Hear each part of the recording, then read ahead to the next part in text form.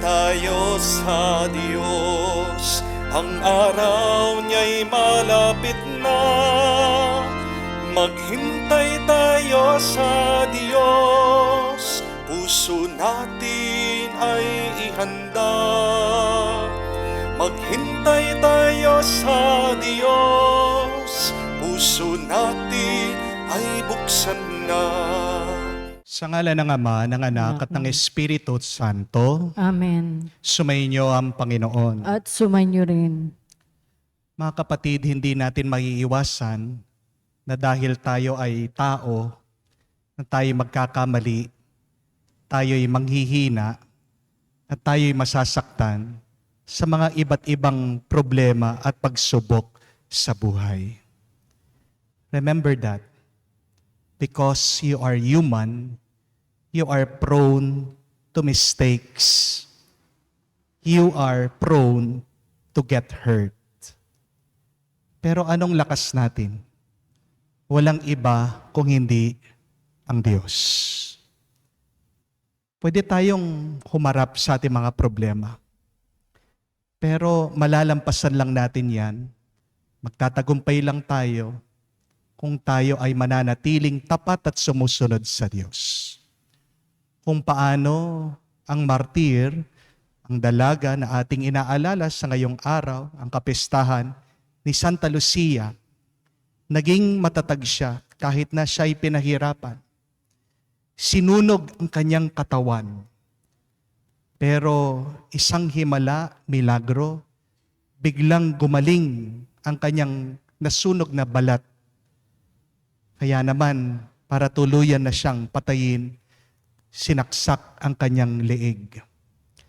Pero hanggang huli, kahit na siya'y sinaktan, kahit naging mabigat ang pinagdaanan niya, hindi siya sumuko dahil nakakapit siya at nagpakapit siya sa Diyos.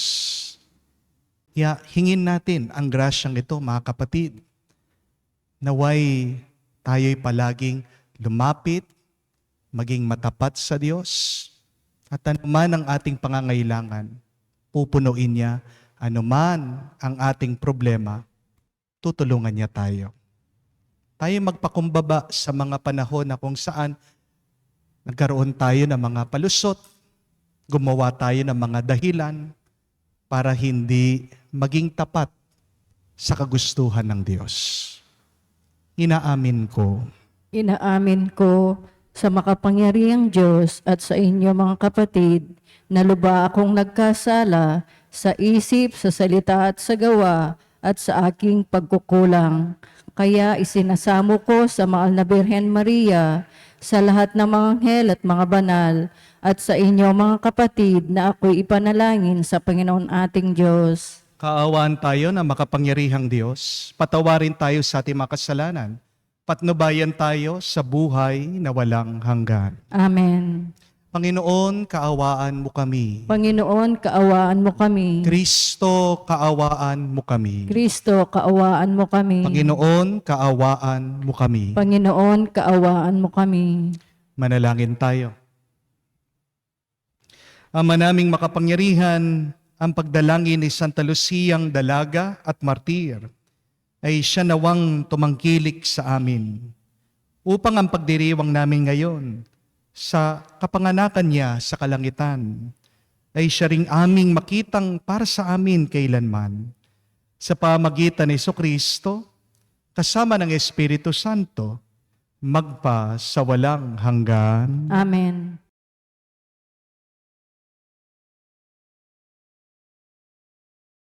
Pagbasa mula sa aklat ni Propeta Isaías. Ganito ang sabi ng banal ng Israel, ng Panginoon mong sayo'y tumubos. Ako ang Panginoong inyong Diyos. Tuturuan kita para ka umunlad. Papatnubayan kita saan ka man pumunta. Kung sinusunod mo lamang ang utos ko, pagpapalasan ay dadaloy sa'yo. Parang ilog na di natutuyo ang agos. Tagumpay mo sana ay sunod-sunod. Parang dating ng alon sa dalampasigan. Ang lahi mo sana'y magiging sindami ng buhangin sa dagat at tinitiyak kong hindi sila mapapahamak. Ang salita ng Diyos. Salamat sa Diyos. Ang sumusunod sa poon ay sa liwanag hahantong. Ang sumusunod sa puon ay sa liwanag hahantong. Mapalad ang taong hindi naaki niyang masama upang sundin niya ang kanyang payot, maling halimbawa. Hindi sumasama sa sinumang taong laging hadhikay, pagtawanan lamang at hamak-hamakin ang Diyos na dakila. Nagagalak siyang laging magsaliksik ng banal na aral. Ang utos ng poon, siya'y binubuhay sa gabi at araw. Ang sumusunod sa puon ay sa liwanag hahantong. Ang katulad niya'y isang punong kahoy sa tabing batisan. Sariwa ang dahot, laging namumunga sa kapanahunan. At anumang gawin ay nakakatiyak na magtatagumpay. Ang sumusunod sa puon ay sa liwanag hahantong. Ngunit ibang-iba ang masamang tao, iba ang kawangis. Siya'y natatangay at naipadpad kung hangi umihip. Sa taong matuwid ay Panginoon ang siyang mag-iingat. Ngunit kailanman ang mga masama ay mapapahamak. Ang sumusunod sa puon ay sa liwanag hahantong.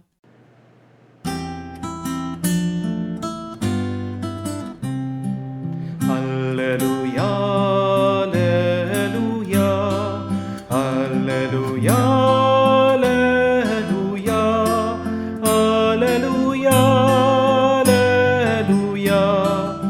alleluia, alleluia, alleluia, alleluia, alleluia, alleluia. Ang Panginooy darating, siya'y ating salubungin, siya'y kapayapaan natin. Alleluia, alleluia. Sumainyo ang Panginoon. At sumainyo rin. Ang mabuting balita ng Panginoon ayon kay San Mateo. Papuri sa iyo, Panginoon. Nung panong yun, sinabi ni Jesus sa mga tao, "Sa ano ko nga ihahambing ang mga tao ngayon?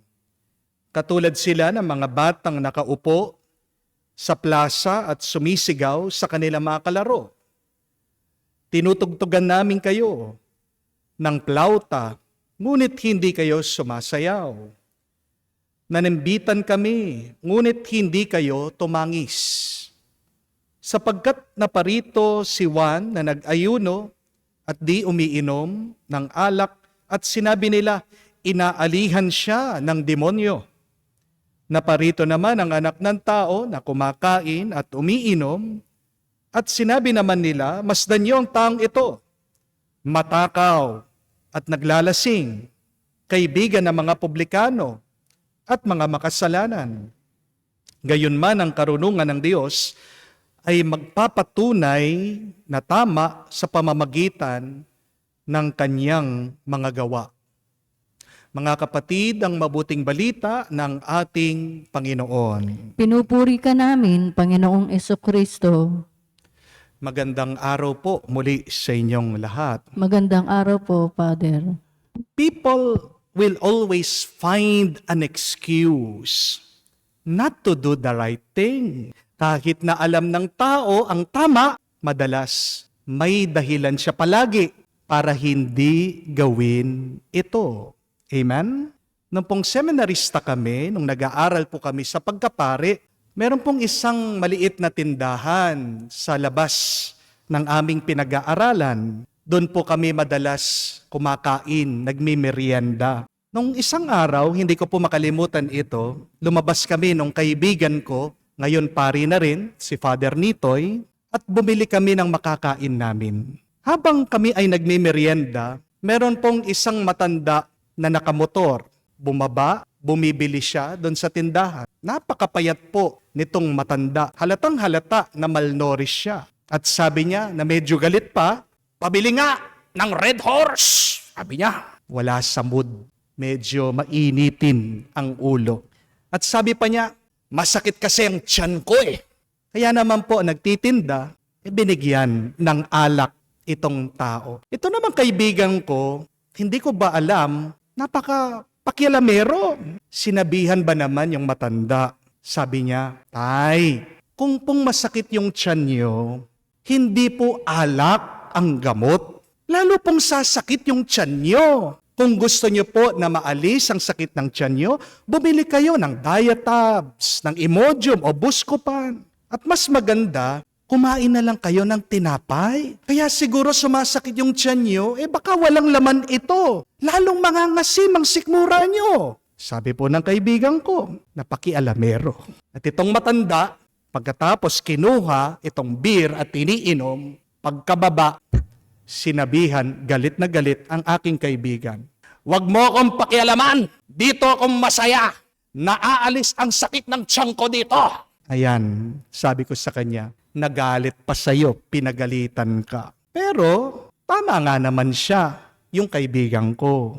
Ang problema kasi, itong tao gumagawa lang ng dahilan ng palusot para ipagpatuloy niya yung mali na kanyang nakagisnan. Di po ba? Gumawa siya ng palusot para hindi niya gawin yung tama. Parang ang mga Pariseo sa ating ebanghelyo. Di po ba? Narinig nyo? May palagi silang dahilan para hindi sumunod sa Diyos.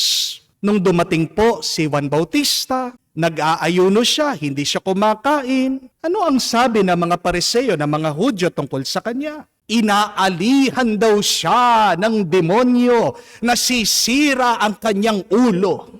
At nung dumating naman ang ating Panginoong Hesukristo, na kumakain at umiinom, nakikisama pa sa mga makasalanan para sila ay maibalik sa kanyang ama, nakarinig din siya. Gumawa din ng dahilan ng mga Pariseo, mga Hudyo, para hindi sumunod sa Diyos. Ang sabi nila, siya daw ay matakaw, siya daw ay lasenggo. Tingnan niyo po, kahit na anong gawin ng Diyos, kahit sinong ipadala niya, meron at meron talaga silang gagawin na dahilan, palusot at pangangatwiran. Amen? Mag-ingat po tayo, mga kapatid. Kapag meron na tayong ginagawang dahilan, pag tayo'y nangangatwiran para hindi sumunod sa Diyos. Dahil wala pang gumanda ang buhay. Dahil palagi silang nagdadahilan. Mag-ingat tayo pag gumagawa ka ng mga palusot kasi wala pang umasenso sa kanilang buhay dahil sa kanilang ginawang palusot. At wala pang naging banal dahil palagi silang nangangatwiran.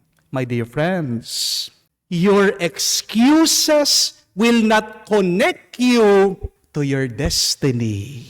And your excuses will not unite you to God.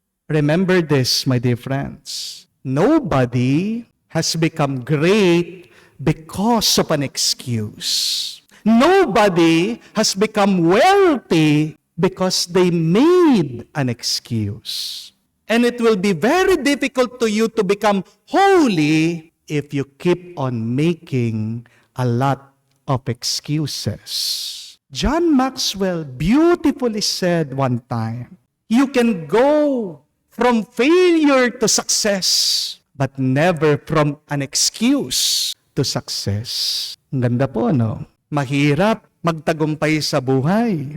Mahirap maging banal kapag palagi ka na lang nagpapalusot, nangangatwiran at gumagawa ng dahilan. Oo, magiging madali ang buhay mo kung may palusot ka. Pero tandaan nyo, ang hindi mo ginagawa ngayon na dapat naman talaga, gawin mo na. Pag pinagpaliban mo yan, ginagawa mong mahirap ang iyong kinabukasan. Our excuses can make our day easy. But whenever you make an excuse, you make your tomorrow hard and difficult. Masarap lang pakinggan ang mga palusot, ang pangangatwiran sa taong gumagawa nito. Tandaan niyo po yan. Pero sa mga taong nakakarinig dun sa palusot, dun sa pangangatwiran ng tao, nakakainis pakinggan. Napakasakit sa tenga. Pag merong isang tao palagi na lang nagdadahilan. Dahil ang taong nagdadahilan, sa totoo lang ay sinungaling. Amen? I want you to realize that, my dear friends. If you're making an excuse, you are lying. Nagsisinungaling ka kapag gumagawa ka ng palusot. Halimbawa, sinasabi mo sa asawa mo, busy ka, marami kang ginagawa. Pero ano talagang totoo? Di ba? Masakit lang ang loob mo sa kanya. Di ba? May galit ka sa kanya. Di ba? Ayaw mo lang siyang uwian, ayaw mo lang siyang makasama. Kung minsan sinasabi mo sa iba, pagod ako eh. Totoo ba? Baka ang totoo, tamad ka lang. Amen? Kapag sinasabi mo, ang hirap ng buhay, wala akong pera. Bakit wala kang pera? Bakit hindi mo aminin na mabisyo ka? Na magastos ka, na hindi ka marunong humawak ng pera, na maluho ka. Oo, mahirap ang buhay. Pero kung titignan nyo ang mga yumaman, hindi naging hadlang ang kahirapan ng buhay para umangat sila sa buhay, para yumaman sila, para magtagumpay sila. Amen? Sinasabi mo, wala kang oras para magdasal, para magsimba. Pero ano talaga ang totoo? Mas gusto mo pa kasi ang maglakwat siya. Ganito tayo eh. Lalong-lalo na tayo mga Kristiyano. Ang dami nating mga dahilan. Ang dami nating mga palusot at pangangatwiran. We have a bag full of excuses.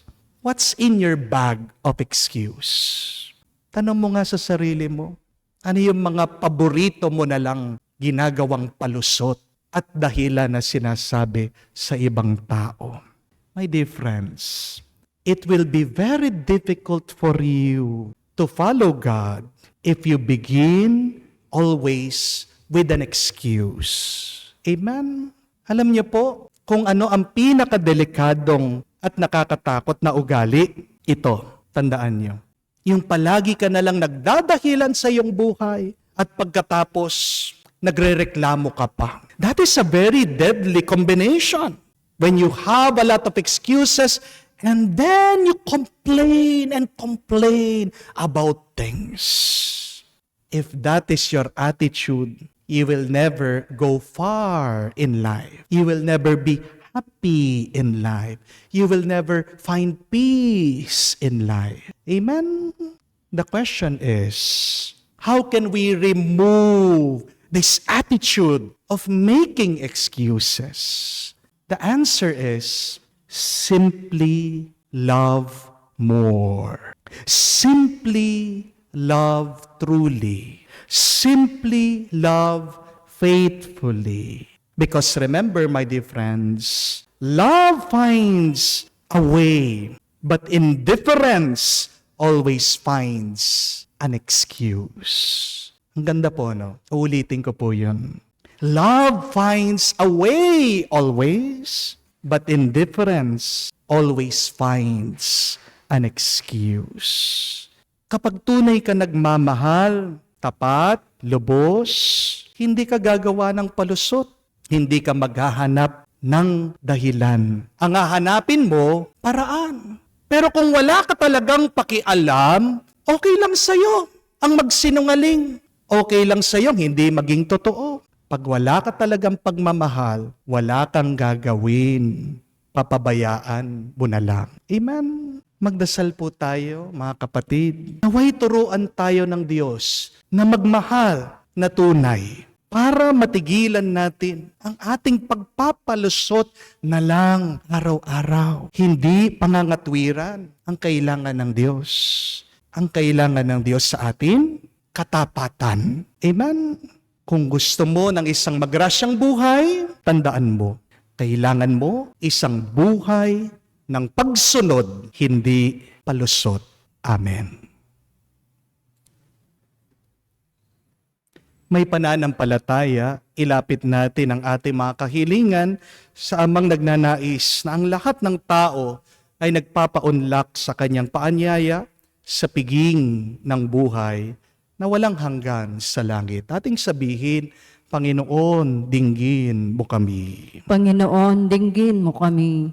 Ang simbahan dito sa lupa, naway pagpatuloy sa paglago at maghihikayat ng igit na maraming mga tao sa piging ng kaharian. Manalangin tayo sa Panginoon. Panginoon, dinggin mo kami. Ang mayayaman at gayon din ang mahihirap, naway hindi humanap ng mga dahilan upang maiwasan ang tawag ng kaharian. Manalangin tayo sa Panginoon. Panginoon, dinggin mo kami. Tayo naway tumugon ng tapat sa panawagan ng magsisi sa kasalanan. Manalangin tayo sa Panginoon. Panginoon, dinggin mo kami. Sa katahimikan po ng ating puso, sabihin natin, buksan natin sa Diyos ang ating mga personal na pangangailangan. Ama naming nasa langit, inaanyayahan mo kami upang makasama mo sa iyong kaharian. Sa aming pananalangin para sa aming kapwa, tulungan mo kaming maisama sila sa piging na inihanda ng iyong anak na si Jesucristo, aming Panginoon. Amen.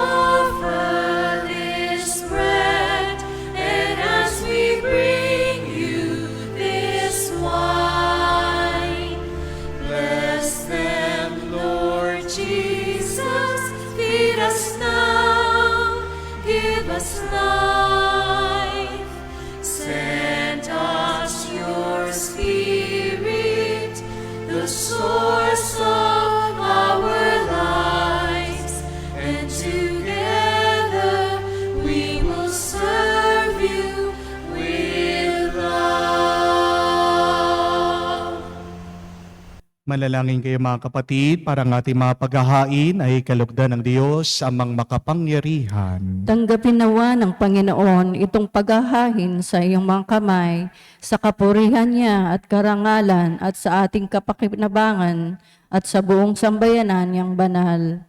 Ama naming lumikha, tanggapin mo ang mga alay na aming inihanda. Ngayon si Santa Lucia ay ginugunita.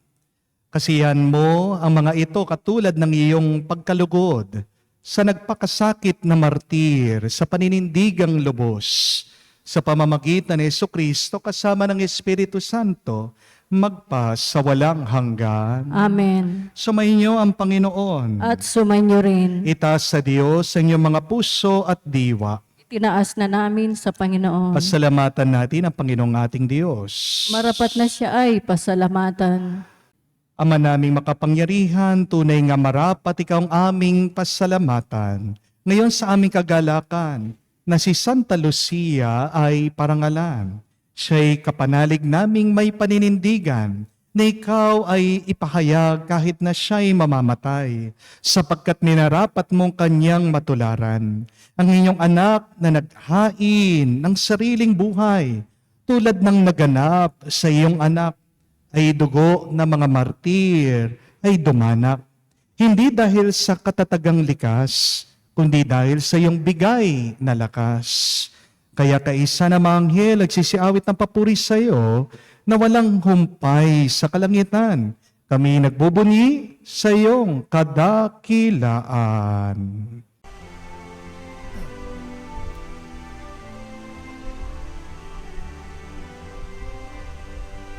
Santo, Santo, Santo, Panginoong Diyos ng mga hukbo, napupuno ang langit at lupa ng kadakilaan mo.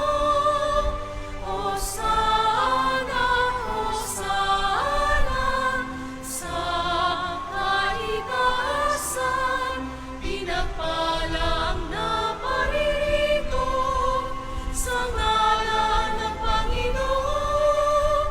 Hosana, Hosana, sa kaitaasan. Hosana, Hosana, sa kaitaasan.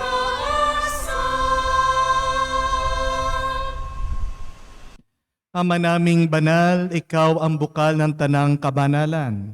Kaya't sa pamagitan ng iyong Espiritu, gawin mong banal ang mga kaloob na ito, upang para sa amin, maging katawan at dugo ng aming Panginoong Heso Kristo. Bago niya pinagtiis ang kusang loob na maging handog, hinawakan niyang tinapay, pinasalamatan kanya. Pinaghati-hati niya iyon, inabot sa kanyang malagad at sinabi, tanggapin ninyong lahat ito at kanin. Ito ang aking katawan na ihahandog para sa inyo.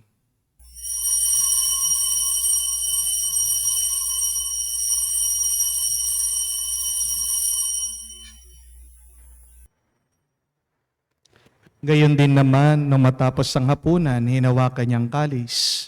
Muli kanyang pinasalamatan. Inabot niya ang kalis sa kanyang malagad at sinabi, tanggapin ninyong lahat ito at inumin. Ito ang kalis ng aking dugo, ng bago at walang hanggan tipan. Ang aking dugo na ibubuhos para sa inyo at para sa lahat, sa ipagpapatawad ng mga kasalanan. Gawin ninyo ito sa pag-aalaala sa akin.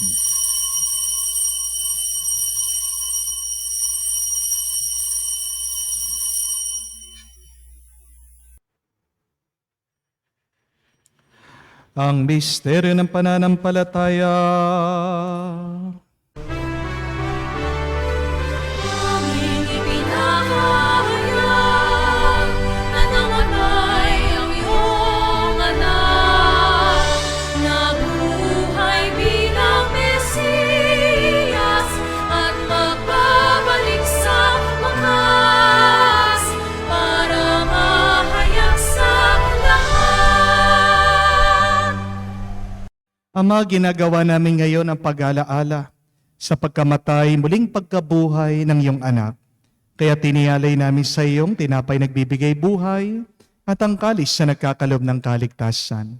Kami nagpapasalamat dahil kami iyong minarapat na tumayo sa harap mo para maglingkod sa iyo. Sinasamo namin kami magsalo-salo sa katawan at dugo ni Kristo ay mabuklod sa pagkakaisa sa pamamagitan ng Espiritu Santo. Ama, lingapin mong iyong simbahan, laganap sa buong daigdig. Puspusin mo kami sa pag-ibig. Kay San Francesco, ang aming Papa, Florentino, aming Arsobispo, at ng Tanang Kaparian. Alalahanin mo rin ang aming mga kapatid na nahimlay, may pag-asang sila'y muling mabubuhay. Ngayon din naman lahat ng mga pumanaw, kawan mo't sila't patuloyin sa iyong kaliwanagan. Kawan mo't pagindapatin kaming lahat na makasalo sa iyong buhay na walang wakas. Kaisa na mahal na Birhen Maria, Ina ng Diyos, kaisa ni San Jose ang kanyang malwalhating esposo, kaisa ng mga apostol at lahat ng mga banal, na namuhay dito sa daigdig na kalugod-lugod sa iyo. May pagdiwang naman namin ang pagpupuri sa ikararangal mo sa pamamagitan ng iyong anak, aming Panginoong Heso Kristo. Sa pamamagitan ni Kristo, kasama niya at sa Kanya, ang lahat ng parangal at papuri ay sa iyo, Diyos Ama, makapangyarihan, kasama ng Espiritu Santo, magpasawalang hanggan. Amen, amen, amen. Sa nakakagaling na utos sa turo ni Jesus sa Panginoon natin na Diyos, ipahayag natin ng lakas loob.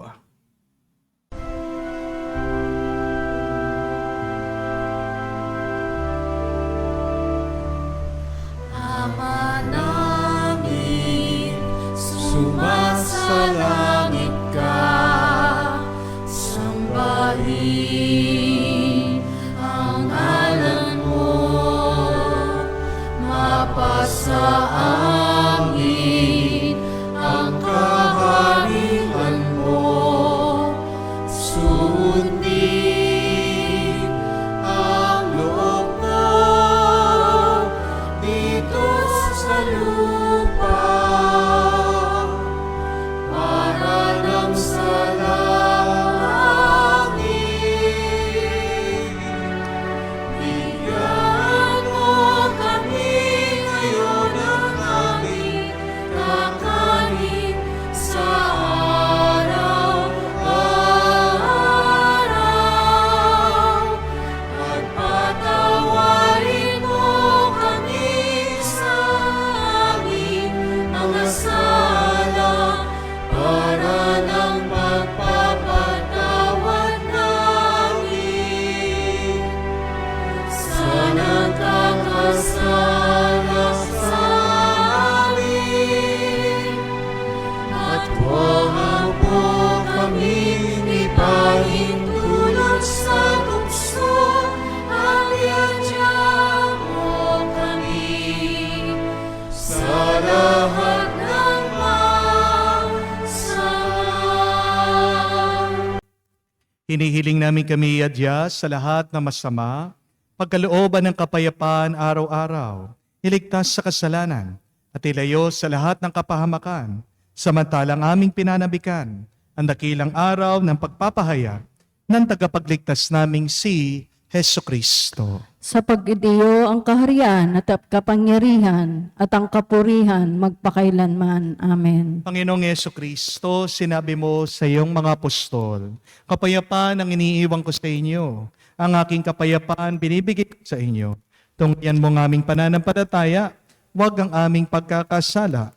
Pagkalooban mo kami ng kapayapaan at pagkakaisa ayon sa iyong kalooban. Kasama ng Espiritu Santo, magpasawalang hanggan. Amen. Kapayapaan ng Panginoon ay laging sumainyo. At sumainyo rin. Magbigayan po tayo ng kapayapaan sa bawat isa. Peace with you po, kapayapaan po sa inyong lahat.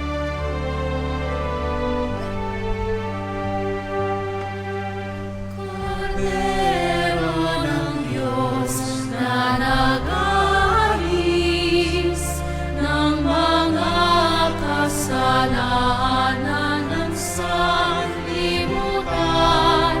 maawa ka sa amin, maawa ka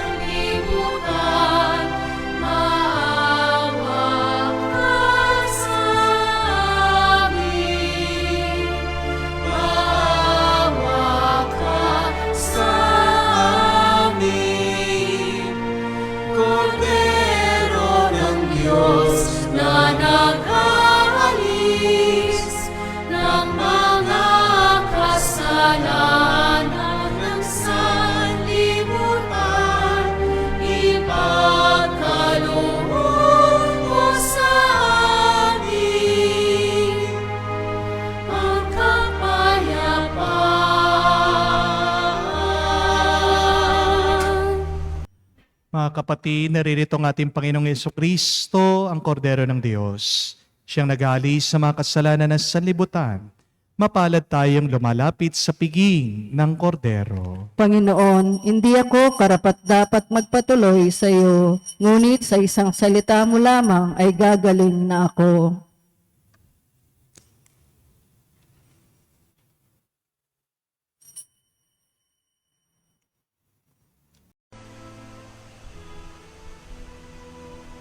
Halina, Jesus, aming mananako.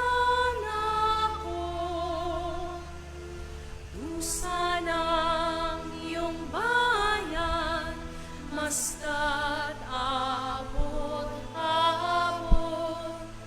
Sa pag-ibig, salat, katarungay kapos. Tangi kang pag-asa, O Jesus. Halina, Jesus, aming mananako. Awa mo't biyaya sa aming ipaabot. Pag-ibig kang tunay, katarungan lubos. Tangi kang pag-asa, O Jesus. Manalangin tayo. Ama naming mapagmahal, sa hanay na mga banal, si Santa Lucia ay iyong pinutungan ng hiyas ng kadalisayan at tagumpay sa katatagan. Pagkalooban mo kaming tumanggap sa banal na pakikinabang na makapanig ng buong tapang sa lahat ng kasamaan at maging dapat magkamit ng kalwalhatian sa piling mo sa pamamagitan ni Jesucristo kasama ng Espiritu Santo magpa sa walang hanggan. Amen. You can never go from excuse to success, but you can be successful coming from failure. Ang nagiging dahilan, hadlang ng ating tagumpay, tuwa, at kabanalan ay yung ating pangangatwiran, ang ating mga palusot. Marami tayong dahilan. Kaya nating gumawa ng maraming palusot para hindi gawin ang tama. What is your bag of excuses? Napakarami niyan. Pag gusto mong kumain ng pinagbabawal, anong sinasabi nyo? May gamot naman. Pag ikaw ay nagkakasala, anong sinasabi mo? Tao lang ako. My dear friends, the Lord does not need your excuses. But what the Lord needs is your obedience. Do you want to have a holy and graceful life? Remove your excuses. Always be obedient. Ang mga taong naglalakad sa kagustuhan ng Diyos, ang hahantungan nila ay liwanag. Pero kung palagi kang merong dahilan, palusot, para hindi gawin ang tama, doon ka sa kadiliman, lalo kang maghihirap. Para po sa ating assignment ngayon, sulat nyo yung mga palaging dahilan nyo para hindi gawin ang tama. Baon nyo na yan. Sunugin nyo na. Magbagong buhay na kayo. Parang ating Panginoong Jesucristo ay muling isilang at manahan sa ating mga isip at puso. Sumainyo ang Panginoon. At sumainyo rin. Kayo'y basbasan ng Diyos, makapangyarihan sa lahat, sa ngalan ng Ama, ng Anak, ng Espiritu Santo. Amen. Ang ating misa ay natapos na. Humayo kayo sa kapayapaan ni Kristo. Salamat sa Diyos.